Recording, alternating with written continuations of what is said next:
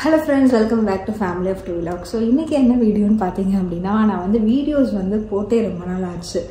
So எல்லாருக்கும் ஒரு கனெக்டே இல்லாத மாதிரி எனக்கு ஃபீலாக இருக்குது. ஸோ அதனால வந்துட்டு நான் ஏன் வீடியோஸ் போடுறதில்ல அப்படின்றத வந்து நம்ம அந்த வீடியோவில் வந்து நம்ம சும்மா வந்து ஒரு சிட்சேட் கான்வர்சேஷன் மாதிரி நம்ம வந்து பேச போகிறோம். ஸோ உங்கள் எல்லாருக்கும் தெரியும் நான் வந்துட்டு இப்போது என்னோட 7th month ஆஃப் ப்ரெக்னன்சியில் இருக்கேன் அப்படின்னு சொல்லிட்டு நான் ஆல்ரெடி வந்து நம்ம ஒரு 5th month பேபி ஷவர் வந்து போட்டிருப்போம். இப்போ வந்து நான் வந்து ஒரு 27 வீக்ஸில் இருக்கேன். ஸோ இதில் வந்து பார்த்திங்கன்னா எல்லாருக்கும் தெரியும் நான் வந்து நாங்கள் 2 பேர் தனியாக தான் வந்து நாங்கள் பெங்களூரில் இருக்கோம் அப்படின்னு சொல்லிட்டு நான் வந்து எங்கள் அம்மா வீட்டுக்கு போகல. ஸோ நான் வந்து இங்கேயே இருந்துட்டு நான் எப்படி வந்து நம்ம எல்லாமே மேனேஜ் பண்ணுறேன் அப்படின்றத வந்து ஸோ எல்லாமே நான் தான் மேனேஜ் பண்ணணும். வீட்டில் வந்து குக் பண்ணுறதா இருக்கிற சில ஹஸ்பண்ட்ஸ் எல்லோரும் குக் பண்ணுவாங்க. ஸோ அவங்க வீக்கெண்டில் குக் பண்ணுவாங்க. நான் வந்துட்டு டெய்லி வந்து நான் தானே பார்த்துக்கணும். ஸோ அதுக்கப்புறம் வந்து சிலது அவங்க பண்ணுற வேலை வந்து நமக்கு பிடிக்காது. திரும்பி நம்ம எகெயின் பண்ணுற மாதிரி தான் இருக்கும்.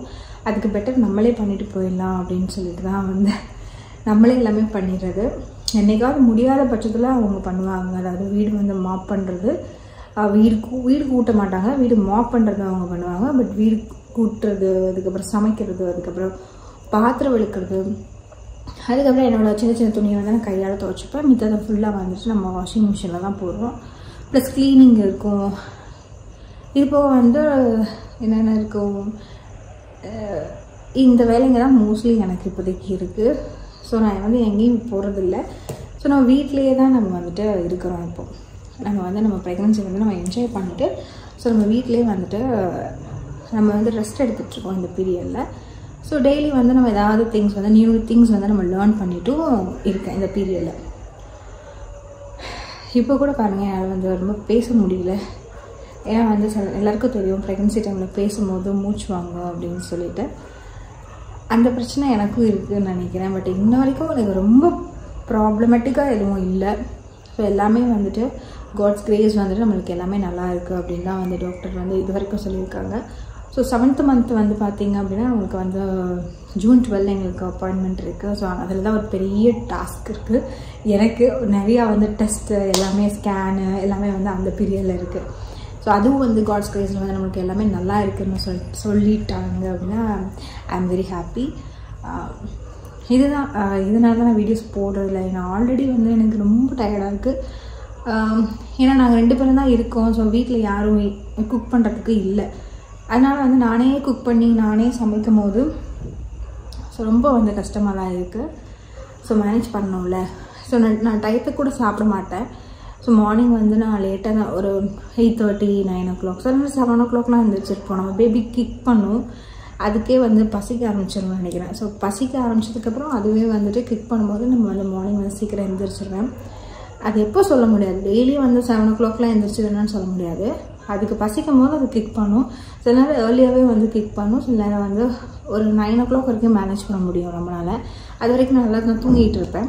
அதுக்கப்புறம் உட்காந்துட்டு நம்மளுக்கு பிரேக்ஃபாஸ்ட்டு அது பட் ஹெல்த்தியாக தான் நம்ம வந்து சாப்பிடுவோம். பட் டயத்துக்கு நான் வந்து சாப்பிட்றது கிடையாது. ஸோ மோஸ்ட்லி வந்து என்னோடய மார்னிங் பிரேக்ஃபாஸ்ட் வந்து பார்த்திங்க அப்படின்னா ஈஸியான ரெசிபியாக தான் இருக்கும். அதாவது இந்த ராய்க்கூழ், உளுந்தக்காஞ்சி, அதுக்கப்புறம் ட்ரை ஃப்ரூட்ஸ் மில்க் ஷேக் மாதிரி நான் போட்டு குடிப்பேன். அதுக்கப்புறம் வந்து பெசரட்டு தோசை, அது மாதிரி. எனக்கு இட்லி தோசை ஓகே. இப்போ எங்கள் அம்மா வந்தாங்க அப்படின்னு சொல்லிட்டு அவங்க மாவுக்கு வந்து ஊற போட்டு அரைச்சி அந்த இட்லி தோசை தான் சாப்பிட்ணும். ஸோ எனக்கு என்னமோ இட்லி தோசை மேலே அவ்வளோ பெரிய இஷ்டம் கிடையாது. அதுக்கப்புறம் வந்து நம்ம அடை தோசை இந்த மாதிரி வந்து நம்ம பண்ணிவிட்டு சாப்பிட்டுட்டு போயிடுறேன். சில நேரம் கோதுமை தோசை இருக்கும். அதுக்கப்புறம் சில நேரம் ராகி சேமியா, இல்லை வெறும் சேமியா, இல்லைன்னா சாலட் டைப் நான் எடுத்துப்பேன். இந்த மாதிரி வந்து ரொம்ப பார்த்து சாப்பிட்றதுல ஏதாவது ஒன்று சாப்பிட்டு நம்ம வந்து வயிறு ஃபில் பண்ணணும் அப்படின்றதா நான் சாப்பிட்றது. அதுக்கப்புறம் வந்து லன்ச் வந்துட்டு நம்ம எது வேணாலும் இருக்கும். மோஸ்ட்லி 1 pot ரெசிபியாக தான் இருக்கும் எங்கள் வீட்டில். ஏன்னா எனக்கும் அந்த குழம்பு அதெல்லாம் பண்ணிட்டு நேரம் இல்லை. பட் அந்த 1 pot ரெசிபி வித் கம்பல்சரி வந்து 2 eggs டெய்லி வந்து நான் எடுத்துப்பேன். அதில் வந்து காம்ப்ரமைஸ் பண்ணுறதில்ல. 1 pot ரெசிபினா மோஸ்ட்லி டொமேட்டோ ரைஸ் இருக்கும், அதுக்கப்புறம் அரிசி பருப்பு சாதம் இருக்கும், சில நேரம் லெமன் சாதம், அதுக்கப்புறம் வந்து வெண்டைக்காய் சாதம். அந்த 1 pot ரெசிபியில் என்ன அது ஒரு ஹெல்த்தியாக நம்ம வந்து எப்படி எடுத்துக்கலாம் அப்படின்னு சொல்லிட்டு பார்ப்போம். ஸோ நைட்டு வந்து பார்த்திங்க அப்படின்னா மோஸ்ட்லி நான் வந்து முதல்ல வாக்கிங்கே போக மாட்டேன். வாக்கிங் போனால எனக்கு என்னமோ வந்துட்டு உடம்புலாம் வலி, கால் வலிக்கு ரொம்ப, என்னால் வாக்கிங் போக முடியல அப்படின்னு சொல்லுவேன். ஸோ டாக்டர்கிட்ட சொன்னதுக்கு வந்துட்டு எனக்கு ரொம்ப கால் வலிக்குது, என்னால் போக முடியல வாக்கிங்கு, கொஞ்சம் தூரம் நடந்தாலே மூச்சு, அதாவது கால் வலிக்க ஆரம்பிச்சது மூச்சு வாங்குது அப்படின்னு சொல்லிட்டு இருப்பேன். ஸோ இப்போ நாங்கள் ரீசெண்டாக போனப்போ வந்து டாக்டர் வந்து என்ன சொன்னாங்க அப்படின்னா, நீங்கள் வாக்கிங் ரெகுலராக போனால் தான் உங்களுக்கு வந்து அந்த டைமில் வந்து நம்ம நார்மல் டெலிவரி வந்து நம்ம வந்து பிளான் பண்ண முடியும். ஸோ அந்த டைமில் வந்துட்டு நீங்கள் எதுவுமே பண்ணாமல் உங்கள் பாடி வந்து கோஆப்ரேட் பண்ணோன்னா எப்படி கோஆப்ரேட் பண்ணோம் அப்படின்னு சொல்லி கேட்டாங்க. சரி, அதுக்கப்புறம் வந்து என் ஹஸ்பண்ட் வந்து இப்போ மோட்டிவேட் பண்ணிகிட்டே இருப்பாங்க, எல்லா விஷயத்தையும் மோட்டிவேட் பண்ணுவாங்க. சரி, அவங்க கூட்டிகிட்டு எப்படியாவது டெய்லி நாங்கள் வந்து இப்போது வாக்கிங் போகிறது மஸ்ட் ஆகிடுச்சு.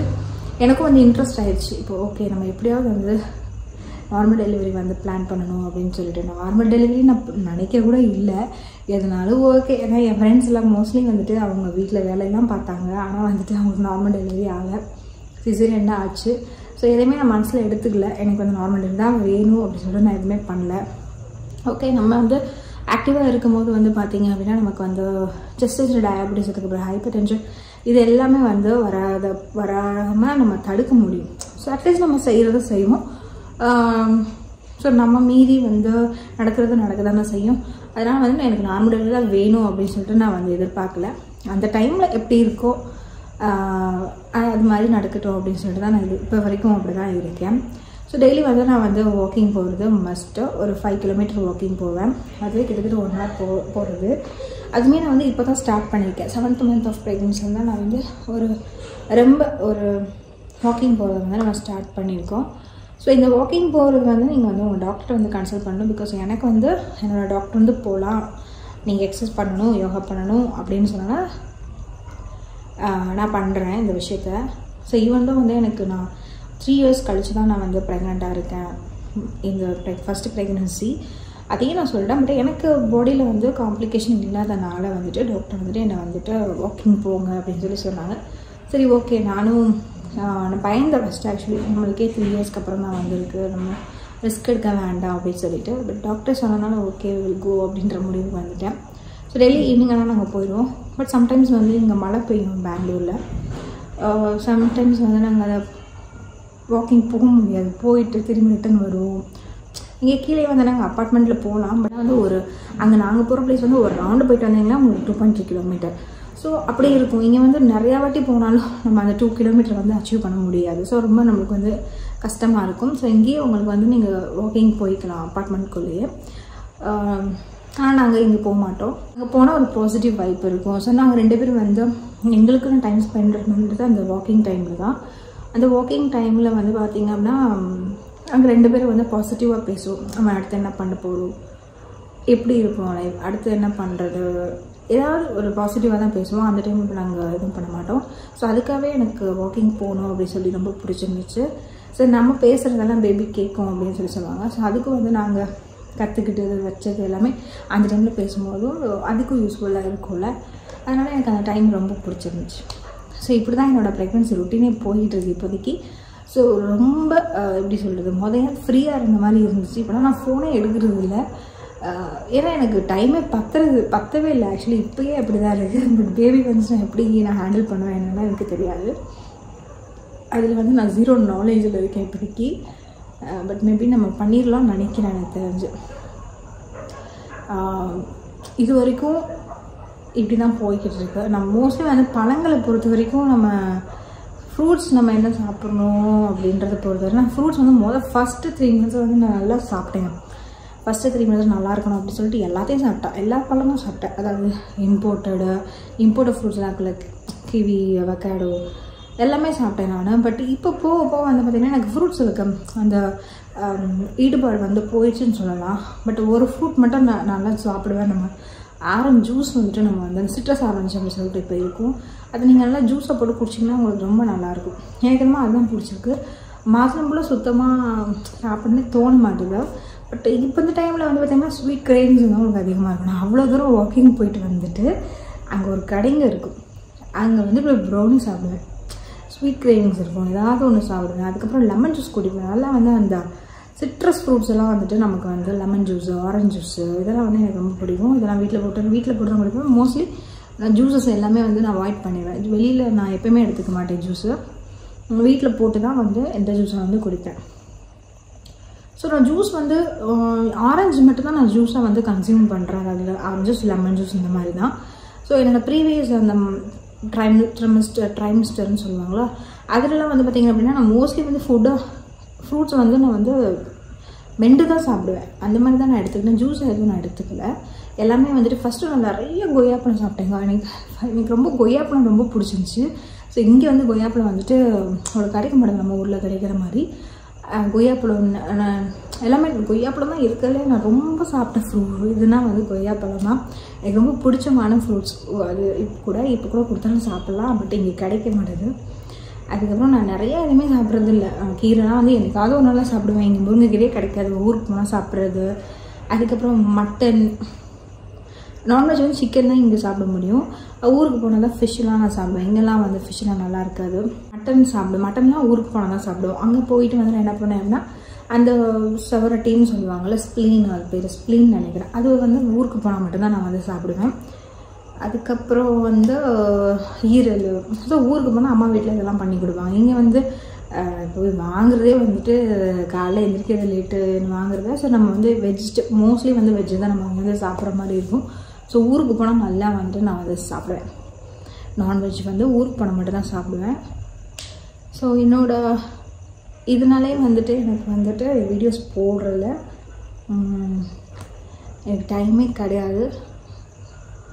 ஸோ அதனால வந்து அப்பப்போ முடிஞ்ச வீடியோஸ் வந்து நான் எடுத்து வச்சுருக்கேன். பட் என்னால் வந்து எடிட் பண்ணி அது போடுறதுக்குள்ளே எனக்கு ரொம்ப டயர்டாகிடுது. அதனாலே நான் அப்படியே வச்சுருக்கேன். ஸோ அப்பப்போ போடணும் அப்படின்றதுக்காக வந்து வீடியோ வந்து நான் அப்லோட் பண்ணிகிட்ருக்கேன். ஸோ இனிமேல் வந்து வீடியோஸ் வரும். ஓகே. ஸோ என்னால் முடிஞ்ச அளவுக்கு நான் வீடியோஸ் போடுறேன். ஸோ உங்கள் சப்போர்ட் வந்து எனக்கு கண்டிப்பாக பண்ணுங்கள். ஸோ இதுதான் ஒரு கனெக்ட் இருக்கணும் அப்படின்றதுக்காக இந்த வீடியோ வந்து நான் எடுத்தது. ஸோ இந்த வீடியோ வந்து உங்களுக்கு புரிஞ்சிருக்கும்னு நினைக்கிறேன் ஏன் வீடியோஸ் போடலை அப்படின்னு சொல்லிட்டு. ஸோ தேங்க்யூ ஃபார் வாட்சிங்.